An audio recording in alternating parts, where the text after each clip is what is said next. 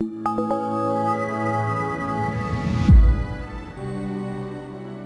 of these people were united by one thought, by one element, that they were there to become better parents. They were there to become better educators. They were there because they wanted to be invested in what their children would come out to be like, the outcome of their children. And they were able to do this because they had leadership in their school that allowed them to invest in themselves, invest in their children. So we sat there and we watched this parenting class, and we recognized that education